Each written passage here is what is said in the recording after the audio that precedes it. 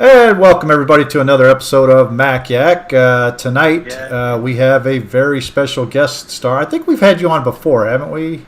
Nope. No, we have not? Okay. No, Steve has had him on his show. Yeah. So anyways, Kai is the creator of the, what is that, the SE30? No, Kai Robinson is the creator of the Macintosh SE. How about Steve? Would you like Steve to do the or Bruce introduction? to do the introduction? Yeah, there we go. I'll let you guys do it then, because I don't know much about that. Go ahead, Bruce. Oh, no, you do it, Steve. All right, sure. So you may have seen Kai Robinson on the silly show that I did that was, 4 or 5 hours long, Kai? 3 hours, 31 minutes, and 43 seconds, but who's counting? So Kai was gracious enough to stop on the little podcast that I had, the Open Talk show, and we talked a bit about his Macintosh SE at great lengths. But Kai is a wizard of recreating logic boards and understanding how things work with chips and soldering and all sorts of green globs of silicon and all this fun stuff. And we've been wanting to have him on the show for a while, so we are very glad to have him here. And we're going to be talking about his projects in a little bit, but especially Jay. Jay's been chomping at the bit. Oh yes, Yeah, absolutely. Jay. The in-joke is Jay has no love for beige machines. So Yeah. He has zero interest of anything prior to the blue and white G3. We'll beat it into him. That's because that happens to be One his day, first one Mac, day. I We'll believe. get right? it. we'll beat it in with the beige machine. All right, guys. So we're kind of slow on news this week, but apparently some of the new iMacs, the new iMac M1s, come with a crooked display. Let me post a link here. Somebody already posted, or I can paste it real quick. But apparently Apple has had a little problem with making a straight display. I'm not sure exactly what is crooked on it, because I read the article kind of sort of. In fact, I can't read it right now because I have an ad blocker up and it won't let me. The thing I saw was essentially where it's mounted to the hinge or the stand or whatever you want to call it on the back.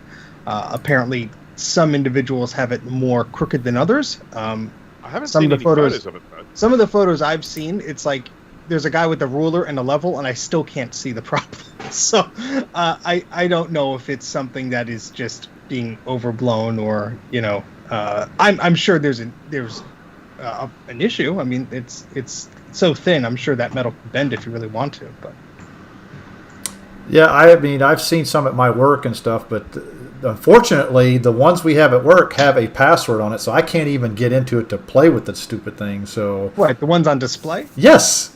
Why the heck would you put a password on the ones? So how do customers get into it? It's funny because you asked that question, because the Apple guy came by 3 times already, and he was by today trying to fix the problem from Apple, and he still can't fix it. So these are Apple guys that can't fix their own stuff. Well, he that needs to doesn't mean learn. much. He needs to learn how to battery. Are you surprised? Yeah, so you No. need to go in and re-OS it. Real. Well, that's what he did. He's actually redone the OS several times, but it still comes up with a password on it for some reason. I think it's Somebody activation locked it or something. more than likely that's probably what happened. I don't know, but all I know is that you can't. I've tried to get into it so I can play with it, but it has an admin password and a guest password, and nobody knows what either password is. Well, I had the pleasure of playing with one at the Micro Center, and this was after this story came out. I couldn't tell if anything was crooked. It wasn't lopsided or anything. I mean, I'm sure this is like a millimeter or 2 off or something like that. But I was able to play around with it because it didn't have passwords. That was good. Yeah, well, that's cool. But I think you're right, though. I think these are probably people that have too much time in their hands to measure stuff, and it's probably like maybe a millimeter off or something. Maybe, I don't know. Maybe their desk is off or something, I will disagree with that, because I've seen they were damaged because people dropped them, but I've seen iMacs and displays where the screen is slightly off because someone dropped it on a desk too hard, or it fell off, or during transport something got bent, and a few millimeter makes because you're not talking a few millimeter here, you're talking over 20 plus inch wide. So that few millimeter becomes a pretty big deal by the time you go edge to edge.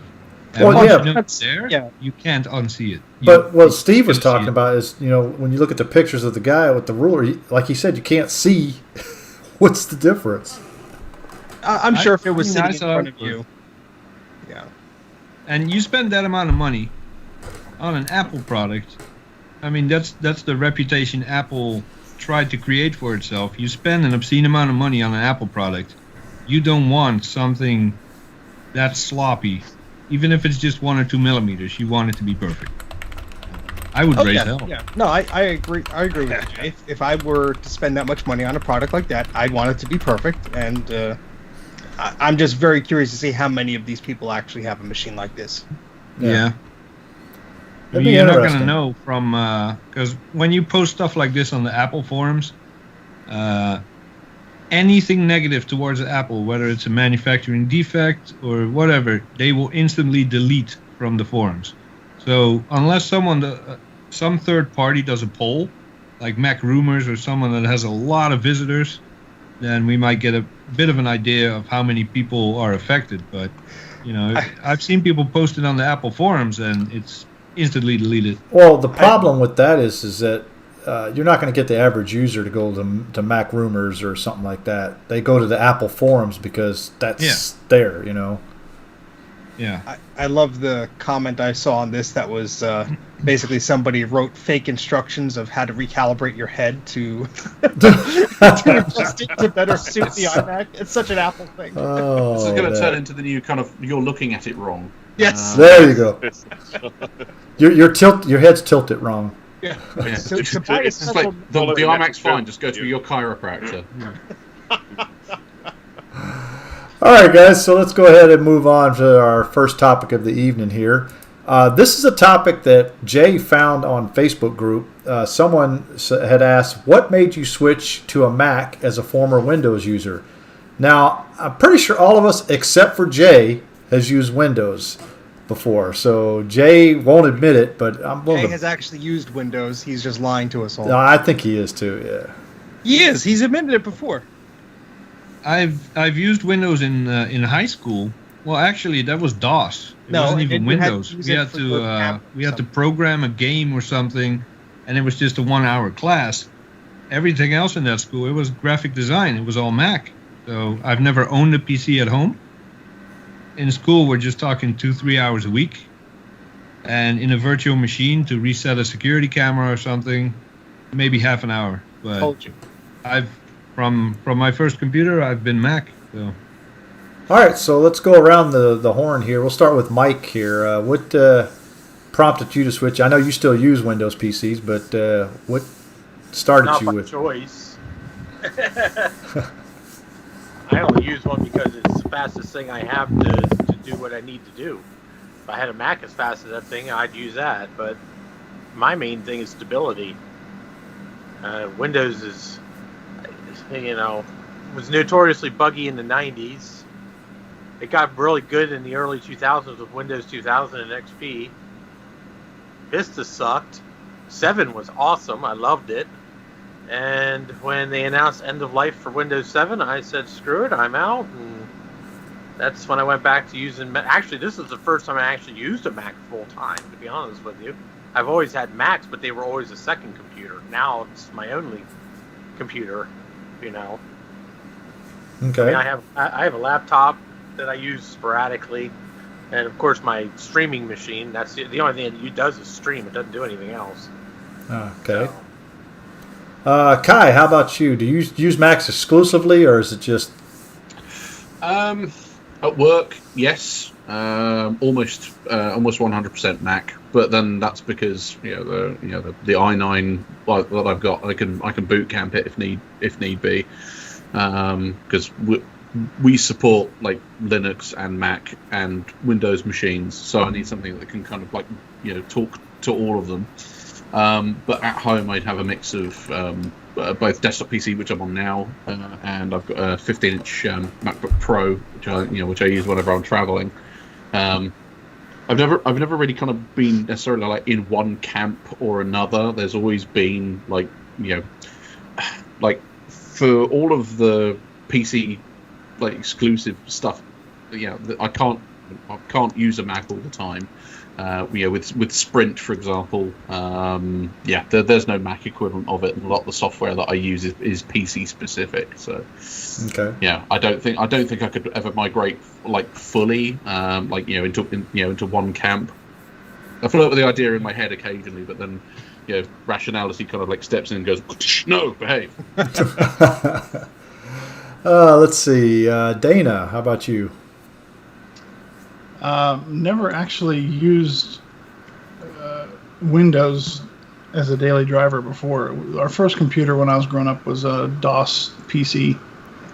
So never had Windows on it, never was powerful enough for that sort of thing. But that was 1989, and then my dad bought Mac 2SI in 92, I think, and that's when I switched, and I was like, this is so much better. So, yeah, it's. I mean, ever since then, I mean, I've used Windows machines at work and stuff like that, and I have a gaming PC, which I really don't play games on anymore. So, it's pretty much all Apple now. All right, Bruce, did you switch from? Well, see, Windows didn't exist when I started using computers, so it's sort of. I'm it's old. Not. The year was 1799. Could you speak up, please, Sonny? Use the right dial. But with the nature of sort of the work that I've done over the years, it's sort of been necessary to sort of dip into one camp and the other. I mean, for me, the groundbreaking moment with Macs was when I saw one for the first time, and I can't tell you exactly which model it was. It may have been a 128K, it may have been a 512K, it may have been a Plus. We're talking about, a very young person's memory here. But using a graphical user interface with the black text on a white background and, drawing in Mac Paint was just an absolute game changer for me. Up until that point, I'd been using a little,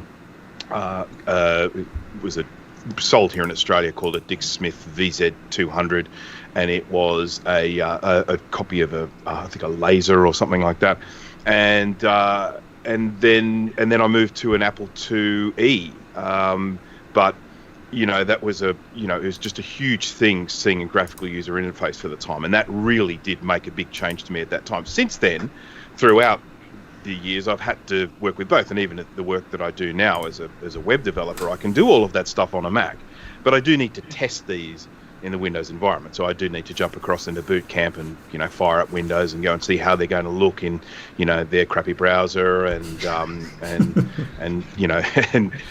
same with if I'm doing emails that I need to see how they're going to look in like Outlook and stuff like that. The most important thing, and this is the thing I say to people all the time whenever these sorts of issues get raised on forums and stuff like that, is that computers are tools. Whether if you're a carpenter and you're using a hammer, if you're if you're working with computers, your computer is a tool that you're going to be using, and you use the tool that makes you the most productive. And I can tell you that I can be way more productive on a Mac than I can on a PC, but I'm sure there are people out there that can be more productive on a PC than a Mac. Are there things that drive me bananas about Windows when I use it? Yes, absolutely. It makes me want to throw it through the window. But, that's because I've been using Macs for so long. Stop being reasonable. Say PC sucks, Mac rules. Steve. So the first computer that we had in our house that was a purchased one was a Macintosh, and that was a Macintosh 2CX, so I grew up learning that. I'm struggling to remember when the first time I actually used a non-Macintosh system. So for me, it was always, I was used to the Mac, and it must have been, because elementary school we had Macintoshes. I believe in middle school they had some PCs, so I was sort of getting used to that. And I think I've been over a friend's house once or twice, and they were showing me their computer, and it wasn't a Mac, so I sort of was getting used to it. But I was interested in electronics of all kinds. Now, I was a huge Apple dork. I loved everything about, the computer and the weird games and all that stuff. So I was very heavily into that. And it wasn't until my mother needed to get a computer, and this was like 6 months to 8 months before the whole company-wide issued laptops, which made this whole move moot. But she bought a home computer, the cheapest possible, an E-Machine's 333K, I believe the tower was. A piece of garbage machine. Oh, yeah. I still have the logic board somewhere. But anyway, the whole idea was we'll have a PC at home for when she needed to do work or whatever. And then the company bought laptops, and she could have just used the laptop instead. But that was the first experience of a PC in the household, and the first thing we did is we overloaded the thing with games. And so my mom is trying to do work on the thing. She's getting all these, viruses and pop-ups and garbage because we're downloading games, nonstop to the thing. Because it was, open season on games because the Mac was sort of limited with the machine that we had. But it wasn't until really in high school I built a PC specifically for games, and that was to play games with my friends. And I still have a gaming PC today. I think this is the third major one I've built.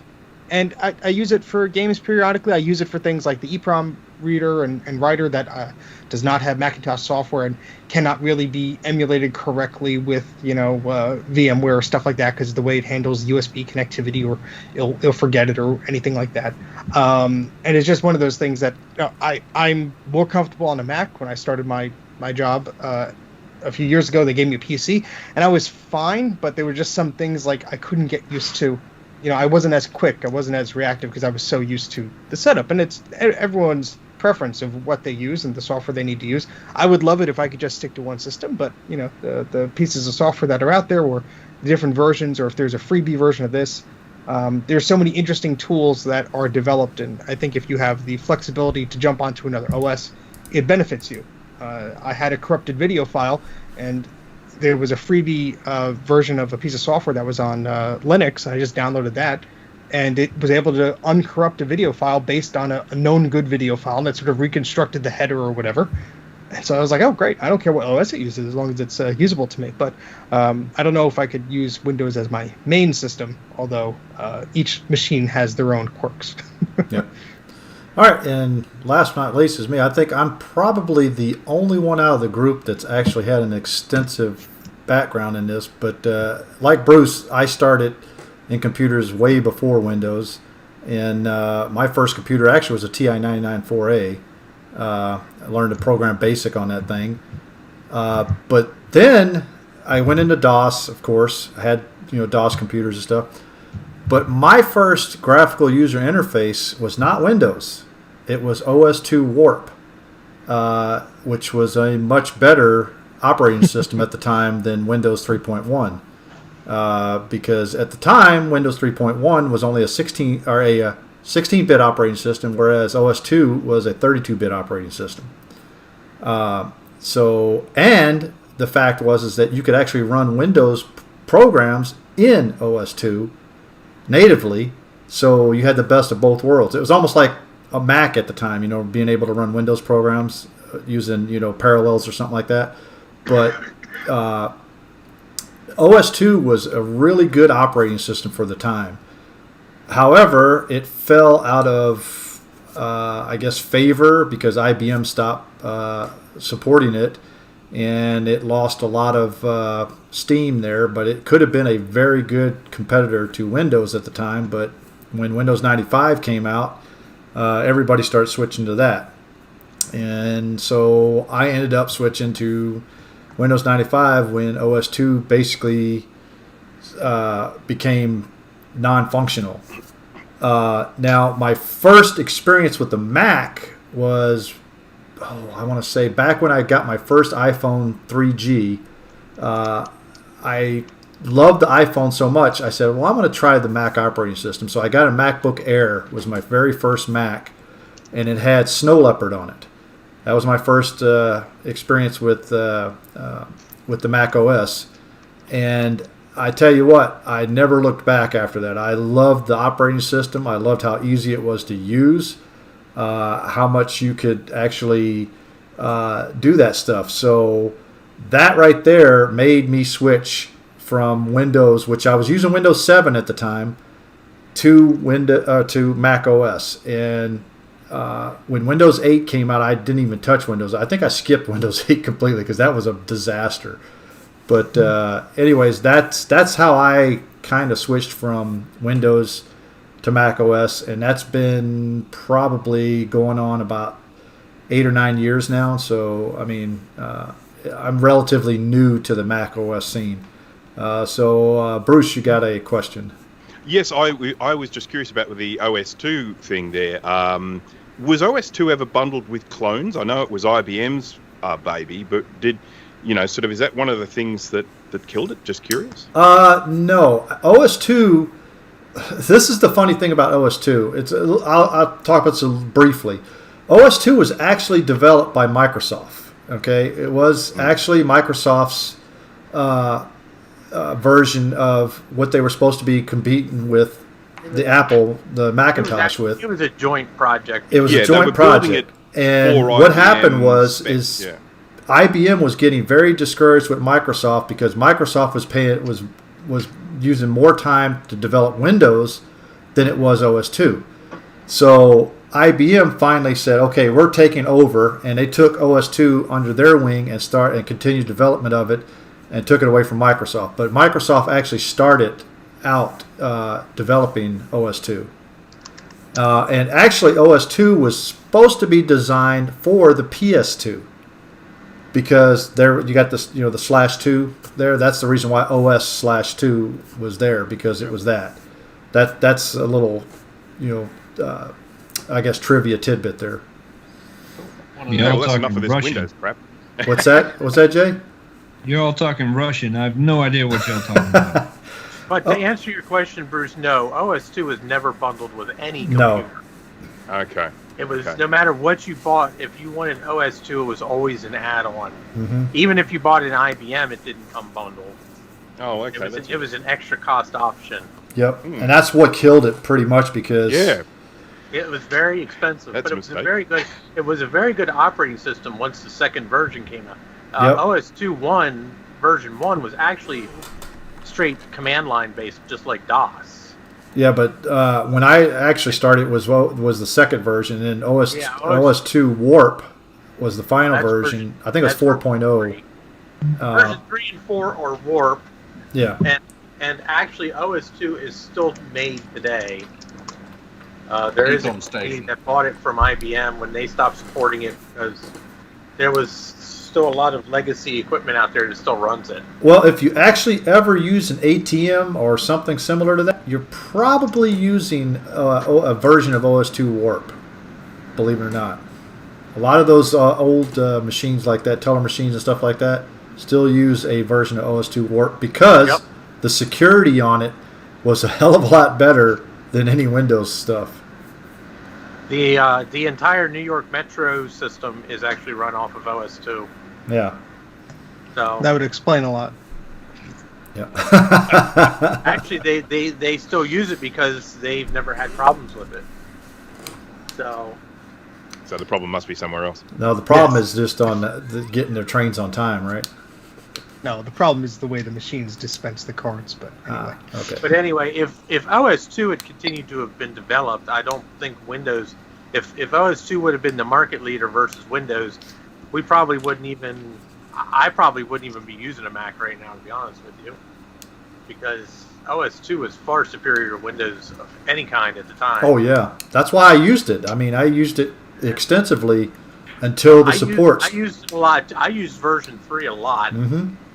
I used to run a bulletin board system on an IBM PS2 Model 80, and I used OS2 because it was the only thing that did true preemptive multitasking at the time, and because the software I was using was DOS based, which interfaces perfectly with OS2 thanks to compatibility. And I can run multiple instances of the same DOS program for every phone line coming into the system. So, and OS2 never crashed. So. All right. So I guess that's enough. I think Jay's getting bored of the Windows and OS2. Carry on. I'm getting ready to take a nap. All right, but he's going to get even more bored because we're getting ready to throw it over to. I'm going to throw it over to Steve. What'd I do? To introduce our guest here, because it's going to be Kai's turn now. So go ahead. Kai, here's the $1 million question. Oh God! Who the hell are you? Why are you here? So I want to give Kai the opportunity to sort of talk a bit about, what his latest accomplishment is that some of us may be familiar with, and talk a little bit about your website and maybe where you got started. And I'm sure we'll pepper you with more questions as we go on. Well, that's not at all broad ranging. Okay, so Why is there an echo all of a sudden? We're getting an echo somewhere. yeah. Who doesn't have headphones on? Jay. Steve. But Steve doesn't have ears, according to Skype. Oh. Is it going Sorry, yet? Kai. Continue. Okay, no, there we go. Okay, so yeah, I mean, obviously the latest like fully completed thing that I've released is the Macintosh SE Reloaded logic boards, and I've actually seen. There we go. So Bruce has got one there. That is so Bruce is one of the lucky people that got one of the. Did you get the pre-production run? I think you got one of the pre-production ones in black. I can't remember. I'd need to go back and look at our conversation. Easiest way of telling is there, right down by one of the sim slots, right in the very corner. You should have a ground and a 5-volt rail test pad. Yes. In which case you talking about these little guys in the corner here. Yeah, that's it. Yeah, so you got a pre-production version 1.5. That's before I did a limited run of like 20 prototype will be available on eBay for $50,000. Yeah, this will be up on eBay later today. I mean, they were the same. They were the same cost as like all the other ones I pump out, but It's like very rare. Well, I did a run of 20 boards after that when they all just like sold out like day one, because they were the only ones that I'm ever going to produce in. At least the only ones I'm going to produce in black with like an Enig gold finish. Obviously, once the Gerbers are released, people can make them in whatever wacky colours they want. I did even have an idea of like going to Osh Park and saying, yes, I'd like a black board with a clear solder mask so you can see all the copper traces and it would just look cool. How cool would that be? That would be cool. It would also be $480 for 3 boards. So, and I'm like, I use Chinese board houses. They're a little bit cheaper. The other project that I'm sort of currently working on and is currently going through testing phase is the Macintosh Classic Reloaded, which you also have there, Bruce. There we go. That's the latest endeavor. Going from through-hole. Where's the gold? That's because this is a prototype. I don't want to throw gobs of money at a board house and be like, yes, make it in black with gold. What do you mean it doesn't work? Crap, and then I'm lumbered with some very expensive drinks coasters, unfortunately. So I had a question for you, Kai, which is I think a relevant one. Sure. Why do this? Why not? Because he's insane. Well, okay. The reason for it is twofold. First thing was obviously last year. So actually, Adrian Black ended up doing a Mac Classic repair-a-thon, and a couple of the machines that he was dealing with had like complete battery bond boards, couldn't save them at all. He actually sent me the very boards that he was using in his video to me for me to reverse engineer, because I actually mentioned in the comments like, oh hey, it's possible to strip everything off of these boards and trace them into Sprint, because I've been part of the project for the Amiga 500++, which was done by Rob Taylor, who got the idea from John Hurtle, who did the Amiga 1200 Reloaded, and so because obviously like when it comes to sort of community electronics hardware, where communities such as like Commodore and Atari, they have a huge gob of users and a big user pool, and because the hardware was like so much cheaper, it's a bit more ubiquitous and there's a bit more of a market for it. And so I thought, well, why not try this with Mac? Why has nobody done this yet? And kind of scratching my head, I'm like, somebody should do this. Wait, why don't I do this? I thought, famous last words, how hard could it be? Now it's, why did I do this? For a while, actually, before Christmas, it was a case of like, I'm wasting my life, I'm wasting my money, it's all going horribly wrong. And then after Christmas, you turn the first like Rev 1.5 board on, and it goes beep at you, and then I'm dancing around my kitchen in my pants, and yeah, and I'm going, basically just doing a Doc Brown. It works.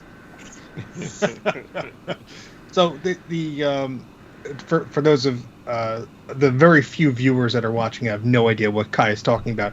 He is talking about reverse engineering the Macintosh SE and other classic Mac boards, so you could have a replica board and you could take the components that have survived or other components that you have purchased new, basically build a working Macintosh logic board. So a lot of the times when a battery explodes, it will destroy the silicon, that the chip, the board part, but some of the chips and the connectors and everything might be okay. So this is a way to revive a lot of those machines that people would have just tossed away as a parts board. I mean, with the Macintosh SE, it was the consideration was for the fact that the 128, 512 Plus, although they were also through-hole machines, there was no battery on the board, and hardly any of them ever got like battery bond. It was usually like recap the analog board, that sort of like basic level. It's not terminal if one turns up with a busted analog board. There's always a way to fix it. Whereas like with the SE, that was the first machine where the batteries were initially soldered on, and then it ended up in a battery holder. But I mean, Steve, you've got those like horrific looking pictures of. I mean, it looks. Oh yeah. Yeah, exactly. It looks and you have a few horrible. on your website. I put in the chat. I do indeed, and you can kind of see the extent of the damage that those batteries can cause. And the funny thing is that where those batteries are located, what it usually kills is, aside from the actual board itself, where it tends to go is it will eat away the legs of like the ROM sockets, the SCC, the MT3488. But none of the Apple custom chips are typically touched. I mean, you might end up with like one or two sound chips that end up dying. But the ADB chip, the glue chip, they're on the far side of the board. The VIA chip's just a standard off-the-shelf 65C22. And then other than the Sony sound chip, which is actually available in bulk from UT Source in tubes, even today, you've got the BBU, which is the heart of it, which is basically a reduction of all of the PALs used on the Macintosh Plus, just in a single PLCC 84 package, and all of those you can just kind of like extract, toss the rest of the board away after salvaging the floppy drive connector and the two inductors, and then you can use new components to build the whole thing. Wow, that's crazy. I mean, it's great because, like you said, a lot of these boards maybe are gone, but people have the leftover CRT or the floppy drive or the case, etc. And so it's really cool about the SC. I know. Probably most people know you for the SE board because that was the first one I think that got a lot of attention. And Bruce was holding up a classic board. So yep. What was the inspiration to go with that as your next The project? inspiration for that one was that was because Adrian had obviously forwarded the boards on to me to be reverse engineered, and actually the classic is nothing more than an SE which has been shrunk with SMD. Aside, literally, the BBU chip, which is the heart of the classic, is identical to the SE in pinout and functionality. The glue chip is replaced by. Actually, it's weird because what Apple did with the SE is because you were controlling like two floppy drives at the same time. The glue chip on board was actually a commodity HAL. It was a 16L8 part that they just decided to throw in there. Just a one-time programmable mask onto the chip, and then with the classic what they've done is because you've dropped the second floppy drive, you can actually just implement it in SMD logic in less space than a physical PAL chip would. So they've kind of for those who don't know what PAL is, that's a programmable array logic chip. So it's whereas these days we've got like FPGAs, you've got to kind of think back. What was simpler than FPGA? A CPLD, or a complex programmable logic device. What came before there? Simple programmable logic devices, which is basically like a way of being able to sort of squeeze multiple individual logic gates on a chip in an arrangement that you specify with a program. So that is I get that, like you said, the classic board is in prototype, and the SE board, is that available on your website yet, or how are you handling those? So at the moment, the SE boards are available on the 68K MLA forums. To anybody that wants to send me a direct message, I am sorting something out, though. With there are some potential distributors lining up. I mean, I did have an issue with somebody. Some of you may be like familiar with the last kind of 2 weeks. That's kind of stuff that's kind of surrounded this. Somebody had decided to download the files off of 68K MLA, which were under a non-commercial use license, and then decided to go out and then just get them produced and sell them themselves on eBay without so much as kind of crediting the project or anything. Do you have any legal recourse with that? Were there actions you could take to stop that from happening?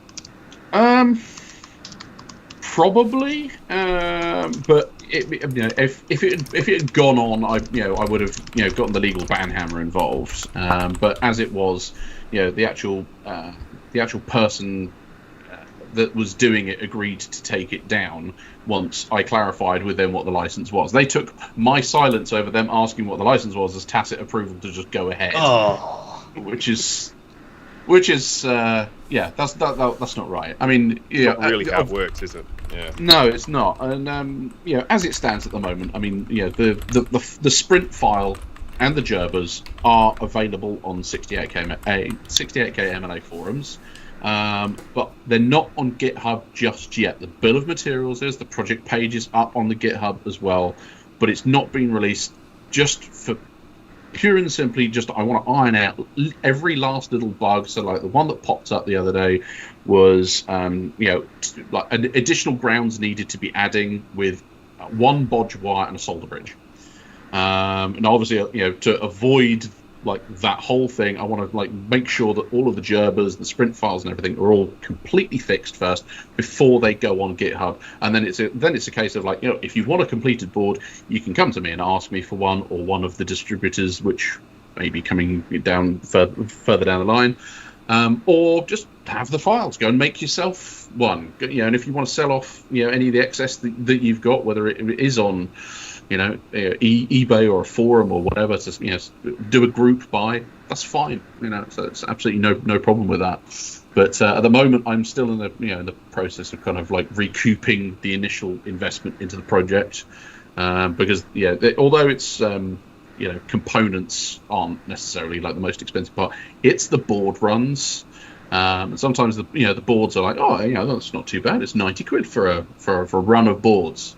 And then the shipping is like 117, and then and then you get charged customs on top of that. And so by the time it comes in, it's mounting up. And then they don't work. Yeah, and then you got Rev 1, Rev 1.2, Rev 1.3, Rev 1.4, Rev 1.5. Obviously the Rev 1.5s, they worked, so they were also a well done investment. But the other ones is like, does anybody want placemats or wall art? It's. I have a quick little question, which will probably not have a quick little answer, but can you just very, very quickly explain what you do to take, let's say, a classic board and then turn it, an existing battery bombed one, and then turn it into this? So, very, very quickly, very simply, the easiest way of doing it is you take the board and you strip it of every single component that exists on it.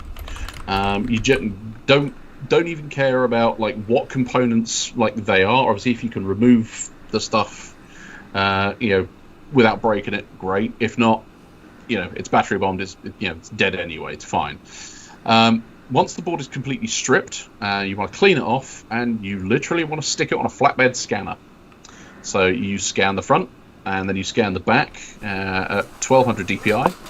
And then you just trim the images and then load them up into a program called Sprint, and then you simply tell Sprint, this is the front of the board, this is the back of the board, and with these not available on Mac, I might say. Not available on Mac, unfortunately. But once it's loaded into Sprint, you tell it it's a 4-layer board. There are 2 copper layers in the middle. This is the top, this is the bottom, and it will show you an overlay of the board. And then it is literally just drag and drop components from a macro list, and then you're essentially it's like going over the top of it with tracing paper.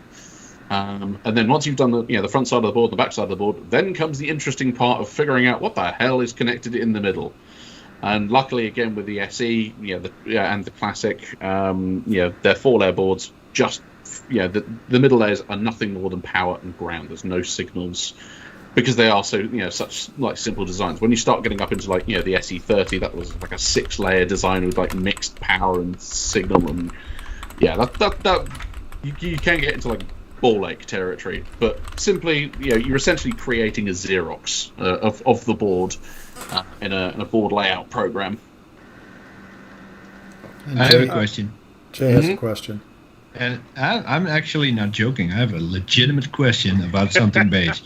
Okay. So if there's only basically 2 layers with traces on it, the top and the bottom, or the front and the back, that stands to reason that any via that you encounter on that board is either ground or power. That takes out a lot of guesswork then. No, not necessarily, because the inner layers may not be connected at all to that via. It may just be a straight link from the front side to the back side and missing the 2 layers in the middle. Where you end up with like some fun stuff and actually trying to figure out what is on those copper planes. Get yourself a sanding block and some 180 grit sandpaper, and then you turn your forearm into Popeye getting through that top layer of solder mask to to the next layer, and then you'll actually kind of be able to see, okay, which one's not connected to this layer, and then which one is connected to this layer, and then obviously you figure out, oh, the top layer, this one's ground. So everything on these vias here, you just mark them off. Okay, that one's power, that one's power, that one's power, that one's power, and so on and so forth. And then once you've done with that layer, flip it over. Turn your other forearm into Popeye, and then do rinse and repeat with the voltage plane. Interesting. Wow. All right. So, another thing that I would just like to mention, and this is just coming from the perspective of a collector, and one of the reasons why I just think the work that Kai is doing is so fantastic. One of the really good examples is the Macintosh 2 FX, which of course has become very collectible because they were insanely expensive at the time. There aren't as many of them out there. But most importantly with the 2 FX, when it was released, it was the fastest thing available, and it used a very specific sort of RAM. And that RAM now to buy is as rare as rocking horse droppings. And if you're getting hold of a 2FX, your only hope is that it comes with some RAM, because trying to find that RAM is extremely difficult. And one of the other things that Kai has done is reverse engineered 4 megabyte SIMs for the 2FX, so that 16. rather than you 16 meg. 16 megabytes. There are 4 meg ones, which I did send you though. Yeah. Okay.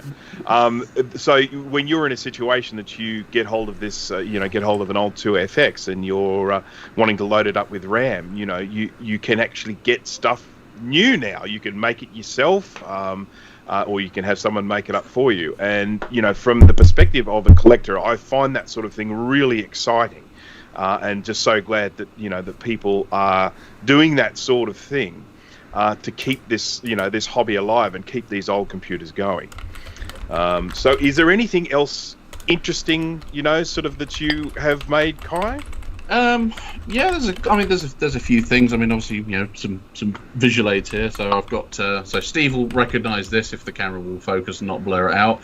It's a ROM adapter. So with the SEs, if you do end up with your SE board and the ROMs that you try and pull out, and all the legs are all disintegrated, this will allow you to use standard commodity like flash EPROMs to replace the 28-pin 1 megabit devices that are in your machine, correctly pin mapped and pulled up. So if you wanted to, you could even do custom ROMs for your SE, or fit larger 2 megabit devices and put like a very simple System 6 boot image on it, a bit like the classic ROM. So that obviously that's like the basics. As well, I've done an ADB chip adapter, because the ADB chip in the SE, for example, is a very unique part in the fact that it's the only one with a DIP part. It's a 16-pin dual inline package, microcontroller, and it's just a PIC microcontroller. That's literally all it is. Apple got it off the shelf, blasted their own ROM onto it and then just labeled it. Yes, no, it's totally an Apple part. Do not pay attention to the man behind the curtain. And then so with that, I made an adapter so that you can use ADB chips off newer machines such as Battery Bond Classics, Classics 2s, 2CIs, whatever. You can even again still buy these from UT Source for about £9 each as well, brand new, still in a tube. So again, if you've got a completely dead SE, it's not just me that's working on this. There are other people working on on the project for the reverse engineering side of things.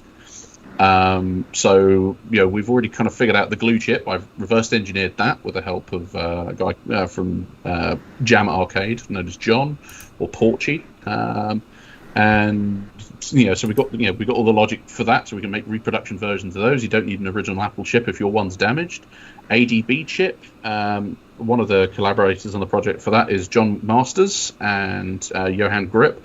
And what they've done is they've taken the silicon out of the chip itself, put it under a metallurgical microscope, treated it with acids and stuff to clean it up, put it in an ultrasonic bath, and then read the ROM bit by bit off of the silicon inside and actually reconstructed the assembly language for it. So we're at the stage now where ADB chips will be possible to just re-implement without any problems.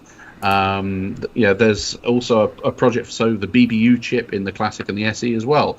That's been mostly reverse engineered into Verilog now, so it would just be a case of putting that on an FPGA or a CPLD and popping it in the socket instead. So you could have a completely brand new, off the shelf Mac SE from scratch using no original Apple parts. Amazing. So I just want to quickly comment something. Macintosh librarian Kate in the chat has just written UT Source ? And I just think it's important that we mention utsource.com, which is a very reliable source of discontinued chips.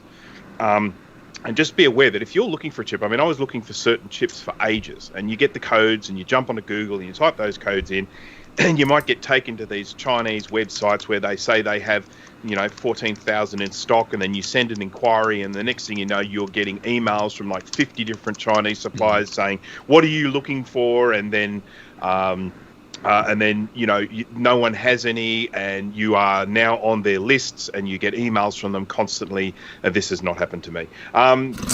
With UT Source, the interesting thing with UT Source is that if you do a search for these codes, they generally don't come up in Google. So UT Source, for whatever reason, their library is just not being, sort of crawled. But if you go to UT Source and you type the codes in there, you will find some stuff that you would have previously thought was impossible to get hold of. Things like real-time clock chips for the old SC and Plus and stuff like that. They were unprocurable by any other means until I found them UT Source. Sound chips off things like the LC575. I've got stocks of those that I got off UT Source. So. And there are various other chips that I use for things like making the old sort of SCSI 2SD and stuff like that. These little chips here are very hard to get hold of. And UT Source is a fantastic supplier for that. So if you're looking for an old chip, an old discontinued IC, jump onto utsource.com. I think it's just .com. And type in the codes, and and as I say, they're also a reliable source. You're not likely to get someone ripping you off with fake reproductions. They look like it's blurry, but they look to me like 030 chips. They are 68030 FE33s. They are brand new, Freescale branded. They're all got different date codes, and they're all still in the original QFP tray. They have never been used. The pin legs on them are immaculate. That, and I've got a couple of 040, 40 megahertz 040s from there. And like you say, I've got an RTC chips. The sound chip still coming as Sony, and they have the proper Sony tube for it as well. So they just buy up bulk of everything. Although I think, between everybody involved in the project, we have now depleted China's entire supply of DIP swim floppy controller chips. But it's okay. They've got PLCC ones still on there, and I've just made an adapter for those as well, so you can use those instead. I just want to say real quick that I perk up every time you guys say UT source, even though I know it has nothing to do with Unreal Tournament. It's kind of hard-coded. UT source, what? So if you see me bouncing and suddenly looking very awake, it's like, UT source.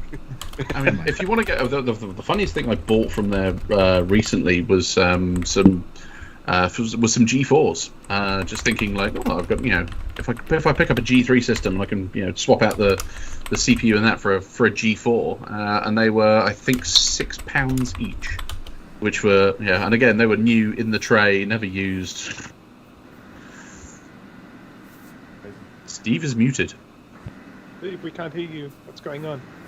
It's amazing. Oh, yeah. It's amazing to think about all the stuff that's just sitting out there, new old stock that's just hanging around and not has been used or anything like that.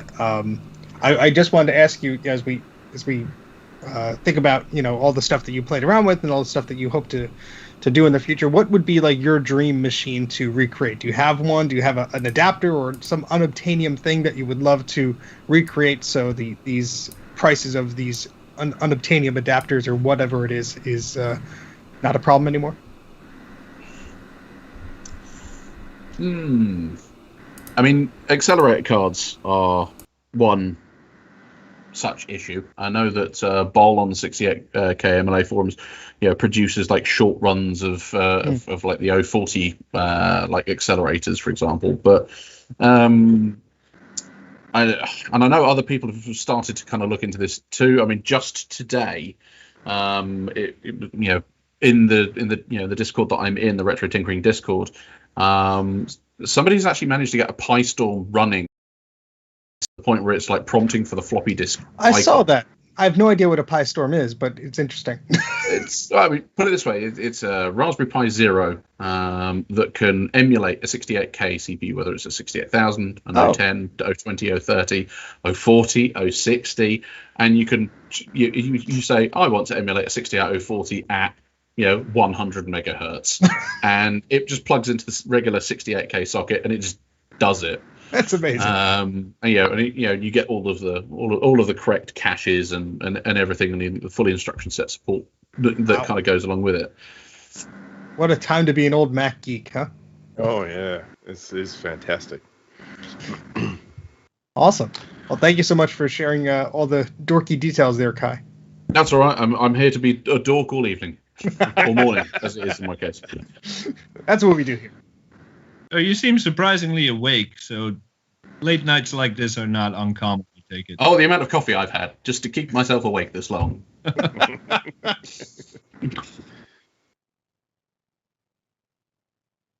And it's talking about vintage Macs today. What are some good uses for them? And I think this might be a J topic. Or stop. They make great paperweights. Well, even vintage, the broken ones. I mean, we talking beige vintage? I'd Kai, say Bruce, and Steve and Mike vintage? Or are we talking Are you calling me old? I am not talking to you. I'm deaf in this shit. I'm talking you. I'm saying that you're a beige nerd like these other guys. I wrote this topic as just general. Is there an advantage to you using an older system, whether it be compatibility with something or you just like the way it works? Why do you prefer it? And we just go around and pick somebody at random, and then we circle around and just talk about it. That's what I thought. I'll wait my turn. Well, to be honest with you, I think they're pretty nice to play old games and stuff on, that if you want to play on the actual hardware that the games was designed for, instead of using an emulator. Because I know there's all kind of emulators and stuff out there, but if you want to really get the actual feel for how it ran on the old hardware, I think that's one good thing for it.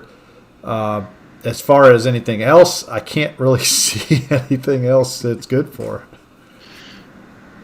it. I can mention a couple of things. But sucking power. There are a couple of things that come to mind, with using some of these old Macs. I mean, if I'm going to be doing some, I don't know, I need to type up a letter or something like that. It's kind of nice using those old keyboards with the old clickety-click. I find they're quite, sort of, they're quite pleasing to use. So, I mean, although we may not necessarily be talking about doing anything particularly complicated, I just find the enjoyment of using them for a simple task can be quite fun. But I definitely think that the games, the nostalgia of the games, I mean, I've just been playing with a Quadra 950 over the last couple of days, and I have to say, it's a lot of fun. I mean, whether I be playing a game or just mucking around on the system or just being blown away by how insanely loud the speaker on the front is. It's great fun. It's a really, really fun pastime. Yeah, they're cool. Next. Let's see. Kai's got his hand up there. Let's. I mean, I was going to say that one of the things that I find older systems more valuable for is actually teaching the basics of how computers actually work. And with modern machines, we've lost a lot in terms of like how connected software is to hardware. People get a computer, they don't think about necessarily what's inside it, and it's all just kind of become sort of obfuscated and hidden from us.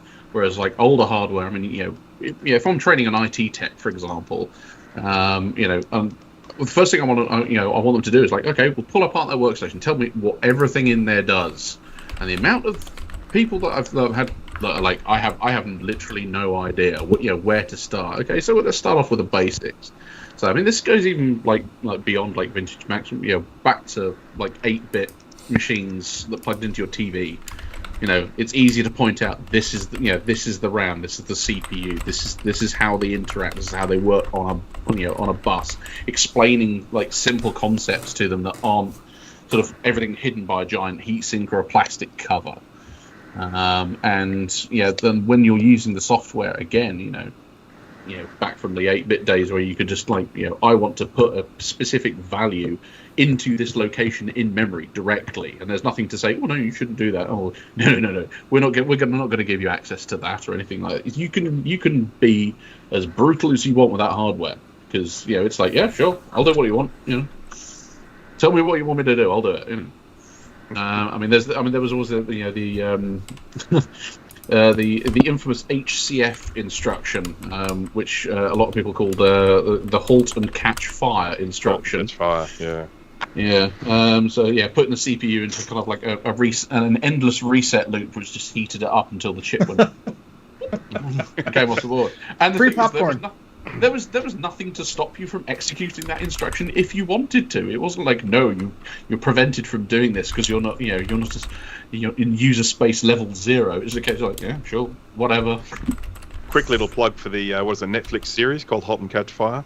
It's good. It's good show. It's good. Well, good show. The first season was good. The second season, not so good. Often happens. So, Bruce, what's your... Oh, no, Bruce went already. I've already done it. It's your turn. Oh, okay. I mean, games is a big one. I mean, it's always fun playing something that is on the original hardware that it was designed for, especially when you get into like the very first Mac games that were designed for 128K or 512K or plus.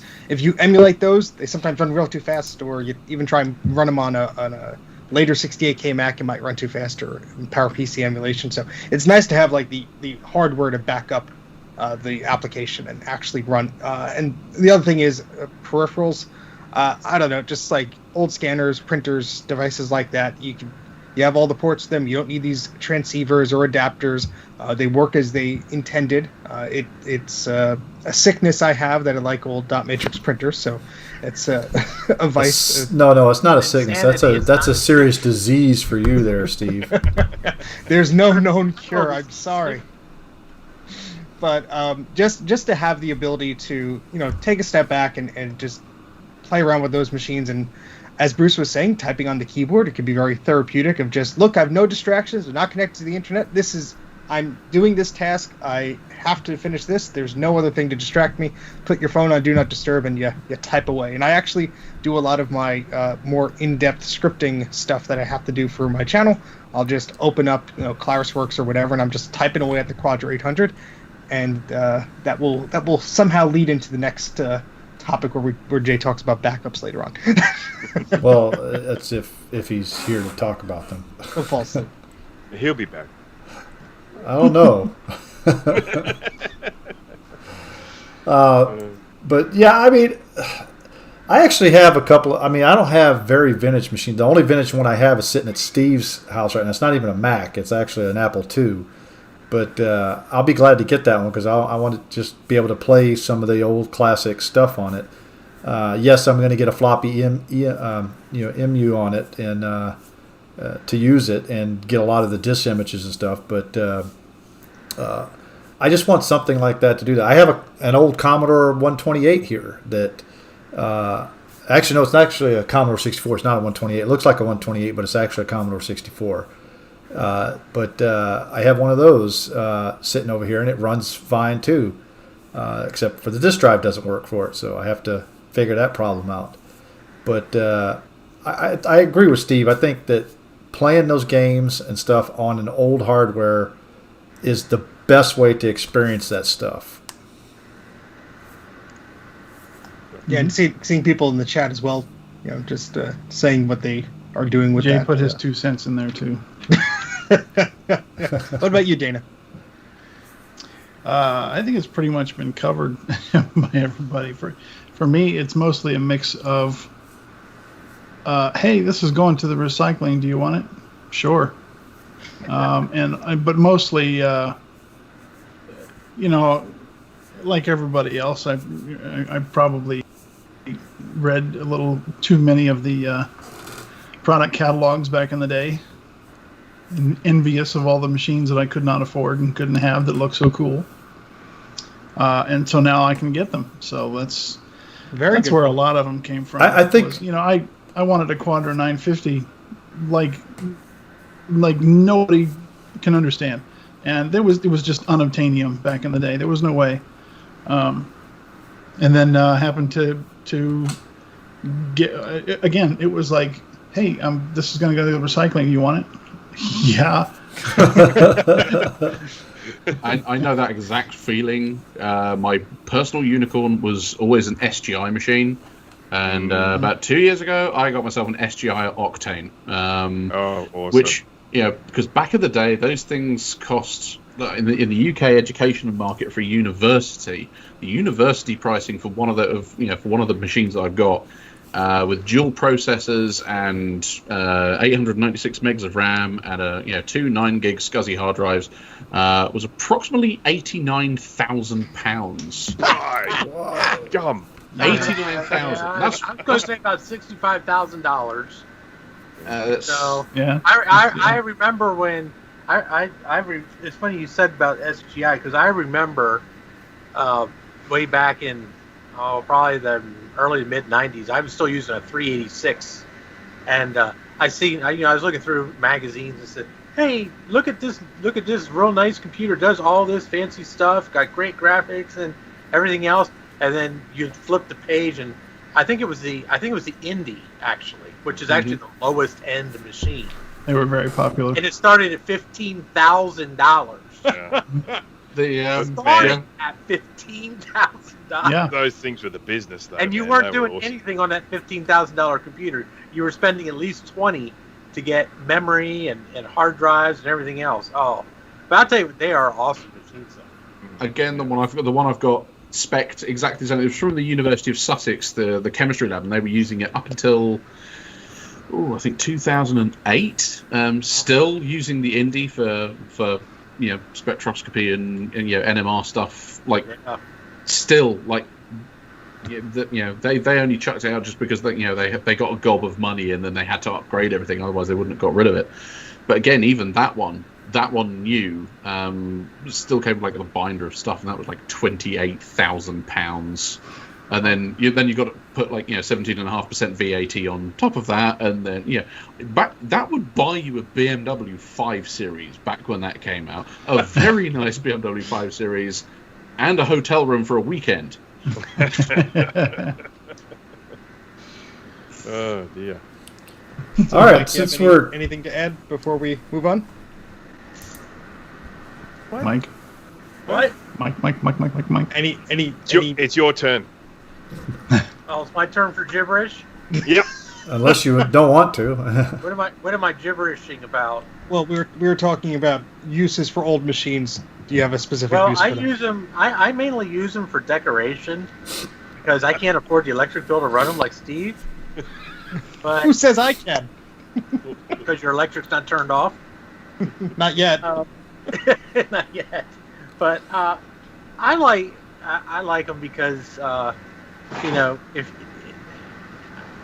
like you guys said, it takes you back to a time when you couldn't afford these machines, and now they're still somewhat unobtainable, but they're much more obtainable than they were back in the day. I still remember when the Color Classic first came out. I was probably 12, 13 years old and drooled over it because it was like a beautiful machine, all in one color, beautiful color screen, and it's just like, yeah, there was no way I had like $1,500 to buy this thing, and of course now later on in life you realize it really wasn't that great a machine to begin with. But I You still lust over it. still a freaking beautiful looking machine. I mean, the lines of the machine are just absolutely beautiful, compared to everything else that was on the market of the time, which is just beige square boxes,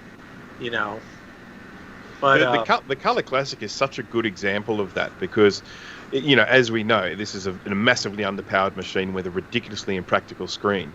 But Yeah. when they came out, I just wanted one. Yeah. There's no way you could justify it. I mean, what am I going to do with this thing? I mean, it's going to serve no practical purpose. So, I mean, as soon as they became available to buy, as a vintage collector, it was one of the first things I grabbed because just always loved them. Yeah, and believe it or not, this is going to sound weird, but as much as I lusted after that machine, it's one machine I've never had. I have owned, I'm going to say over the years, I probably owned at least 60 to 65% of the machines that they made up until the G3 era, and that is one machine I've never had. So that's just weird. Now I just lust after. Now I want my Quadra 700 back, and of course, those things are like pure unobtainium. Yeah. Because people that have them want stupid money for them. Yeah. At least that's a practical machine that I could somewhat justify the price of. So, Kai, when are you making Quadra 700 boards? Funny you should mention that. 840 AV first. So the only thing that prevents me Oh, from God. reverse engineering a machine is like the lack of battery bomb boards.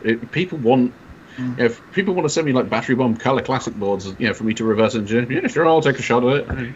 I've got a Battery Bomb 700. Oh, there you go. There you go. There we go. That's fine. I'll do it. I'll go for that. I mean, this is the other cool thing. The board doesn't even have to come like from Australia. All you have to do is hit it with a hot air, blow everything off the board, and then just scan it, and then send me the PNGs, and I'll just work on those. And how would... Good luck fitting one of those in your scanner. What are you doing to pieces? They're not that big. Fit it in an A3 scanner. So, Or just go to a print shop and just say, yo, you got an A0 scanner? Scan it. But the problem is with the one that I'm trying to fix is my Quadra 840 AV, and you have a brown board with brown traces. Yeah. No, it's really easy. It's really, really easy because when you do it on a scan at that level, the amount of light being shone onto the board at that depth as well, the traces are clearly visible. Even if you've ripped the traces up, you can see where they've gone because of the gap that they've left when you've pulled them up off the solder mask. Good to know. So the solution, Bruce, is for me to rip everything off my board and then put it all back. Sacrifice the 840 Well, I AV. tell you I what, hate working on maybe those you should send your 840 AV over to Kai, because not only will he reverse engineer it, but he might actually be able to fix the one you have. I think it's a lost cause, but I'm going to sink more hours I to it. kind of 'cause agree don't with have- you. I think it's a lost cause. I've been telling you that for years. But, nobody listens to me. I don't know anything. Yep, just remove everything with hot air, save the customs, and then just kind of like, and I've already got a queue of people to just go, oh, can you make one of these? And I'm like, yeah, sure, just add it to the pile. You just stick one of those things in the oven and then take a squeegee and beep. You're not far off. So that's what I was I do want to ask Kai a question. Sure. Sorry, I kind of been zoning in and out here and there. So, in terms of like these boards that you're recreating, Mhm. where do you think you could actually, like, at what line do you think you could actually recreate the boards to? Like, do you think you could get into the Power Mac era? Easily. Oh, really? Okay. Well, Yeah. damn. Yeah, easily. I mean, I if- would like to place an order for a black, blue, and white board with gold pads.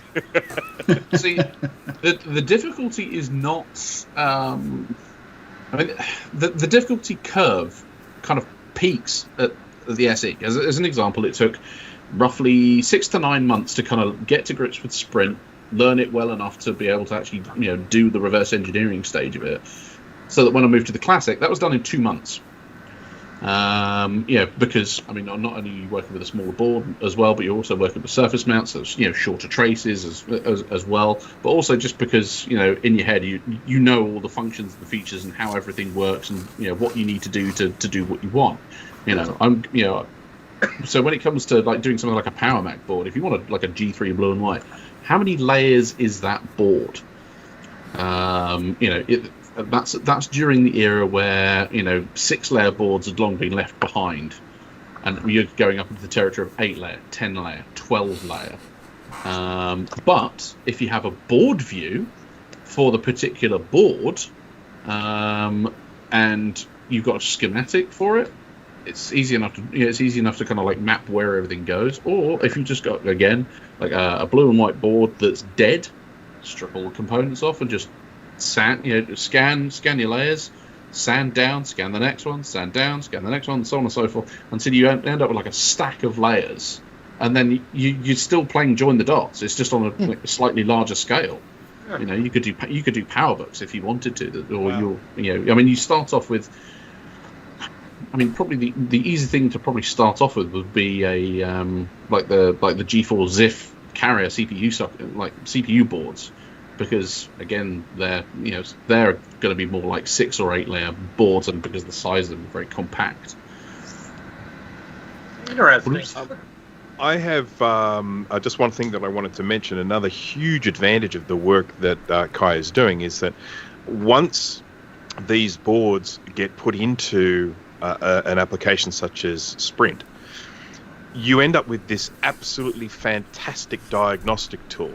Because whereas once upon a time you might be working off, old recreated schematic diagrams made by Beaumark, that's what's sort of floating around.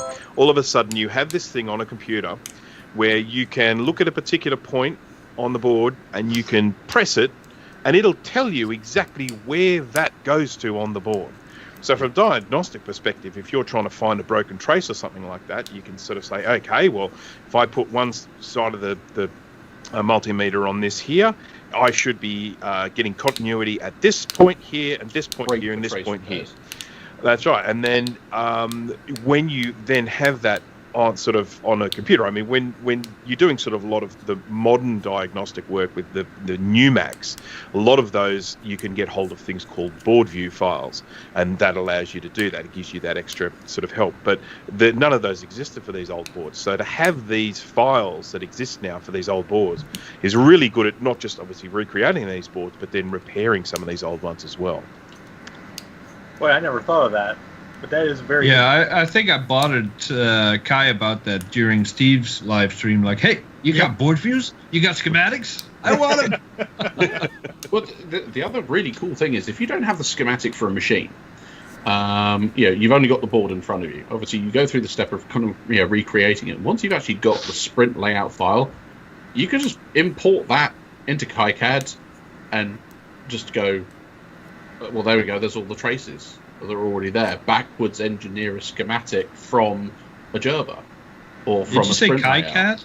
Yeah, that's actually You what have it's called. software named after you? Well, He was yes. born from the software. That's what happened. Yeah. All right, sorry guys. Sorry to put everybody off topic, but I was just thinking about that, and I'm like, I wonder, because we were talking about Quadra 700. Now, I mean, once you get into the Power Mac era, I mean, obviously everything becomes way more complex. So, That was a good question, Mike. I was just curious if there was like a limit as to how far it could go, or How much sandpaper you got and how much time you have. That's I don't yeah, have either. right. I don't have any Power Max either. So, Yeah. but it's very good to know though, because And another thing is too is as things get recreated, like Bruce said, I mean that would be a hell of a tool for you, Bruce. Not so much Steve because he's an idiot and doesn't know how to read. Oh, I can see who's not getting invited back to the. That's old. I think I changed my locks there, Mike. I seem to recall sending Bruce my sprint layout file for the classic, as it was. It was the SE. The SE. I got the sprint layout. Yeah. That was so salty. I need to take a drink. Oh, that's all right. I'll send you the one for the classic as well. Thank you. And then you can tell me how to flip the view in sprint layout. I can only seem to see it from one side, and I haven't been able to figure out how to flip the view to down the the bottom. Down the bottom, you got the layer select. So you now who's stupid, C1, Mike? C2, C3, C4. Okay, but can I actually view it from like a mirror view? Okay. Yeah, you should be able to. Yeah. Good. Mm-hmm. All right, guys. So let's go ahead and move on to our next topic tonight, and let's play the What If game. If money was no object, what would you like to purchase minus computers? So This was This is designed to be anything? like unobtainium stuff. Yeah, unobtainium. Well, I'm going to tell you, my thing would not be anything Mac related at all. It would be actually the most expensive amateur radio that I could find with tower included. So I would have the best ham radio shack in the world if money was no object. Well, I thought this. Yeah, I guess I made the overlay too generic because this applies to pretty much anything. I mean, obviously, Jessica Alba's phone numbers, but it should kind of be Mac focused. No, it doesn't say that. I think It says. I was under the impression that this is Mac Yak, so it's Yeah, Mac that's what I was Yak. thinking as well. But, so- I mean, Hey. that the first Let's- half hour let's- was any indication of that. Let's just say electronics in general. There you go. Hey, mine was electronics too. Yeah, so- that's fine. That's what I meant to. Yeah, there you go. Well, Carry on. if I had unlimited funds and didn't have to worry about it, I would want a 2010 Saturn Sky with no miles on it. And those are slightly electronic because there's computers in the damn thing. Mike found the loophole. Okay, we need to define better rules for these. Go on, things. Yeah, let's circle back to that next week. But actually, if money were no object, I would just buy Apple, like Justin Morgan said, Hey. because he's smarter than all of us. I don't want All that. right. Well, I'm going to actually mention. Buy Apple and I think fire it's Tim part of Apple. The first one I want is a USB to SCSI. Apparently, there used to be these little adapters that you could buy that would go USB to SCSI, and they have become unobtainium. And I'd really like to have one of those. I And the have other- one. I'm going to send it to Kai so he can make new ones. That sounds like a great idea. Seriously, if you want to, I'm up for that. I would say that would actually be a really good thing to recreate for us. But mine's Well, new in some the of us. package. It Well, must be all the sacrificed components for gotta the come greater off. good. And then the other is, of course, accelerator cards. Accelerator cards for all the old compact Macs and stuff like that. As many as are out there, I want all of them. So there we go. That's me. And Moving your on. wife is slapping you upside the head. What?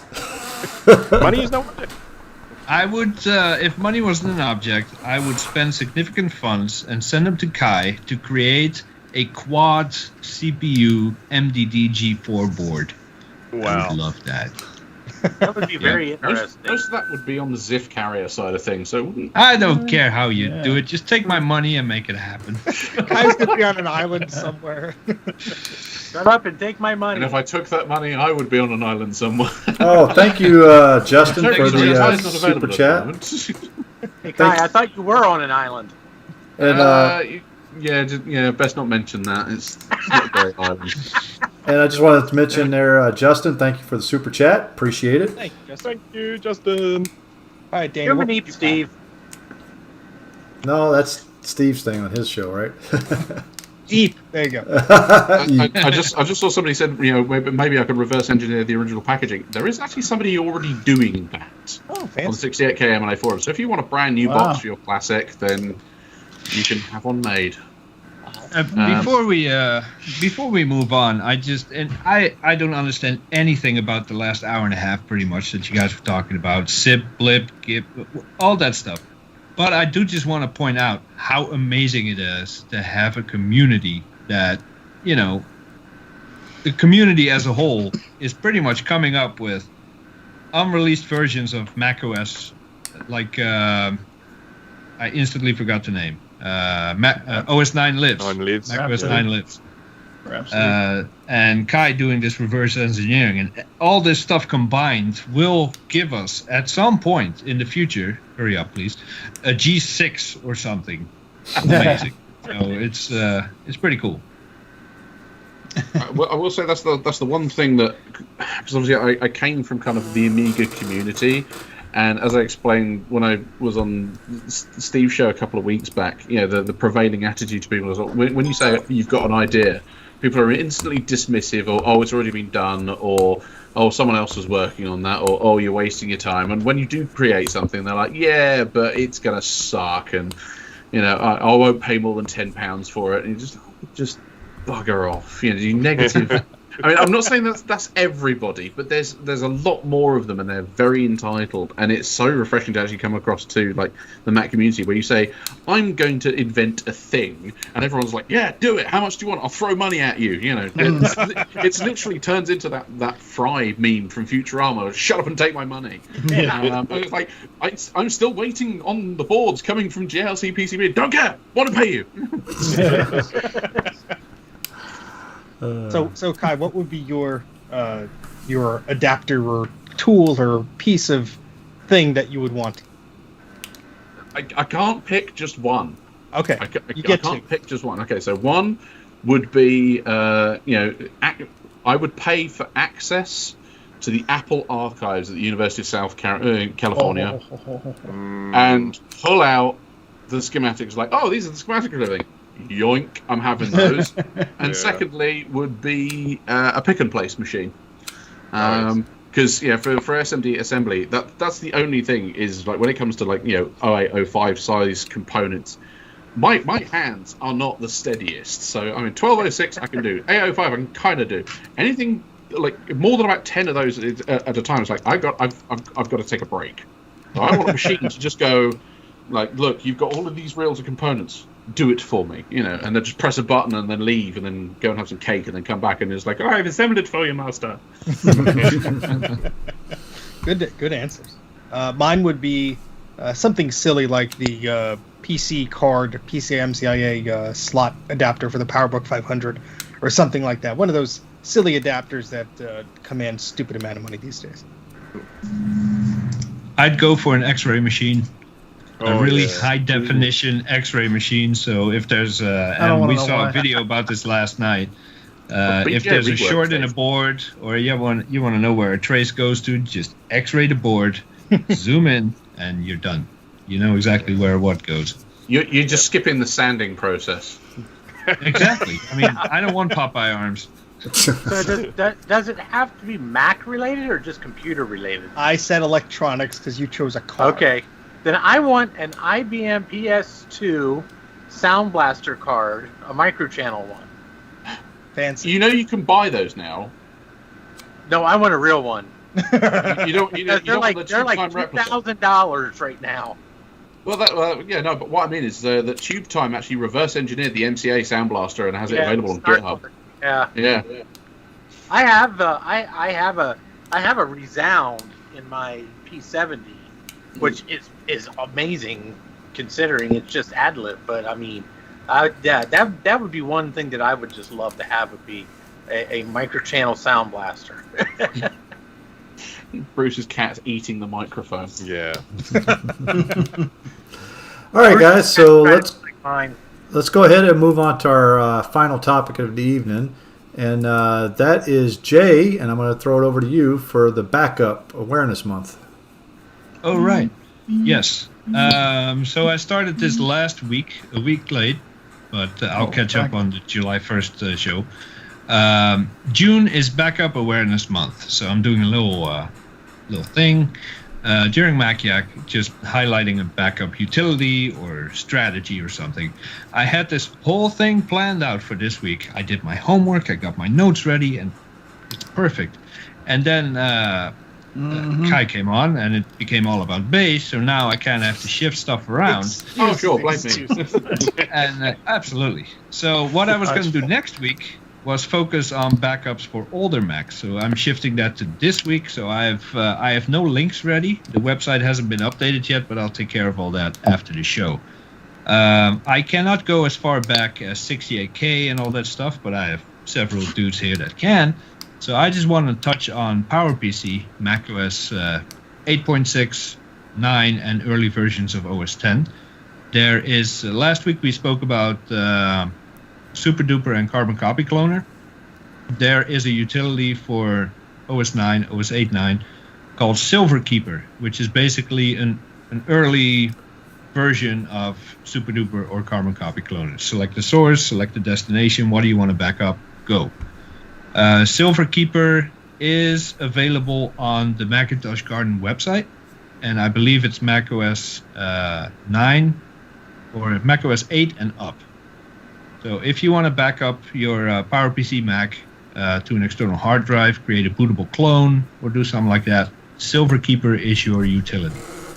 For Macs that are older than that, and if you watch Steve's stream, which I know barely anyone does, but if you sometimes watch Steve's stream, you see that as soon as he finds a floppy, a hard drive, bunny poop, whatever it is, he will try to image it to preserve the data. And imaging is something that I'm personally not too familiar with because I never dealt with systems that old, and there were other utilities for backing up after I got into computers. But imaging is basically just taking something like what's it called, disk copy on those systems. Yeah. You select the drive that you want to back up, or floppy or whatever, and you create an image file of it. Copy the whole thing over, create an image file. Mm-hmm. Of course, that is manual effort. You have to remember to do it. And if you're going to use that as a permanent backup strategy, you're going to have to work with calendar reminders or just remember to do it, which is not ideal. So there are some utilities available for the older Macs.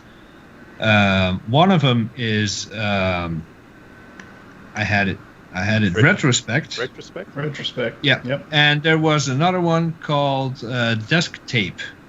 Now, I don't know much about Desk Tape. Actually, I don't know anything about Desk Tape, but these guys Never heard of it. So I've never heard of it either. They're probably going to mention that after I stop talking. I do know that Retrospect, I used to use that for business use. It's probably a little bit more advanced than what you would want for at home, but you can get it on Macintosh Garden for free, so you might as well get it. Retrospect is good if you have a tape drive. Yeah. One of the things that Retrospect would do one of the really good things about it is if you're working with a company with a bunch of computers and you were a network administrator, you could essentially set up Retrospect on one computer, and then you would run Retrospect client on every single computer out there, and then you could go in and just set up to back up one of those computers. And we're talking about right back into, I think, System 6 or 7. I remember setting up Retrospect with Compact Macs, and you could just go in and select all the computers. You could set up a folder that you didn't want to back up, so anything that had, I think, a bullet at the beginning of its name wouldn't be backed up. And it would just back it all up. And then what was fantastic about Retrospect is it was made to work with any number of backup media, whether it be tapes, whether it be jazz, magneto-optical. Even if you wanted to do it on floppies back in the olden days, it would just go in, get all the stuff, back it up. When that one's full, take that out, put the next one in, and it would just go through and do all that backup. And then if you needed to then do a restore, you could select the file, you could view it all, select the file you wanted to restore, and then it would say insert tape 6, whatever, and you'd put tape 6 in, and it would go and find the file and then restore it back to the location on that computer you backed up from. Yep. The clients that I used Retrospect for, it was late OS 9, early OS 10 days, there was a main server that had a USB or FireWire dock. They would put a hard drive in, all the clients would back up to that server, and at the end of the day, the owner of the company would take that hard drive home, put it in a safe, next day, another drive, and they had 2 or 3 drives cycling through the week to always ensure that they had an offsite backup and all that. Of course, internet back then wasn't really an option for doing offsite backups. It cost a fortune, you had data limits, so this was the way to do it. I remember it worked really well. The server software wasn't very good, but when it worked well. So yeah, if you have old Macs to back up, Silverkeeper and Retrospect and their Desk Tape is what I want to talk about, or what I would like Bruce or Steve to talk about a little, because they know more about that. Desk Tape was a great little utility. It sort of seems really stupid in this day and age. The purpose of it kind of seems irrelevant, but what it enabled you to do was turn a tape into effectively like a hard drive. So I could put a tape into the tape drive, and it would mount on the desktop of my Mac as a hard drive. And I could open it up and I could view all the files on it. Then if I wanted to copy something from or to it, I would, if I wanted to take something off it, I would drag it onto my computer and it would work away in the background and find the file on the tape and then copy it over. And so obviously its transfer and seek was insanely slow. But you have to remember, a tape like this here, which is a 35 gig native, and then I think it's went up to like 90 or something compressed or something like that. Because a lot of these tape drives actually had hardware in them for compression. So they would handle the compression and decompression very quickly. When you just sent files to it, it's getting compressed on the fly and then stored onto the tape. But Desk Tape actually used to store the directory of the tape on your local hard drive. So you would have a Desk Tape installed on the computer with the tape drive there. You would put the tape in there. It would immediately read it would have some sort of little code right at the beginning, which would then tell it which directory to bring up. So it would then bring up the directory from the local hard drive so that it didn't have to get a directory from the tape itself. And then when you just did the writing to and from it, it would then store the information, the changes about the directory to your local hard drive. So it was a kind of a workaround, but it enabled you to get a really large amount of storage using tapes. As I say, it's irrelevant these days with the how cheap large amounts of storage is. But back then, it was a very useful little utility. And it can only do tape, right? No hard drives. That's correct. Stuff like that. Okay. So, and I know this information is coming at you fast, but like I said last week, I will be typing all this out on the website, and you can view it there later tonight or tomorrow or whenever the hell you like. One quick reminder is that, and I know I'm guilty of this as well, I'm setting up a G3 blue and white. I'm recreating my original setup, and I insist on having the original 6 gigabyte Maxtor hard drive in there. If you are weird like me and prefer SCSI drives, old IDE hard drives, that's fine. Just remember, there is no, well, on the later ones, but on the small ones, not really. There is no smart status built into those things. They may have already been failing without you knowing. So the use of those drives is really, it comes with a big risk. They can fail like that without any warning.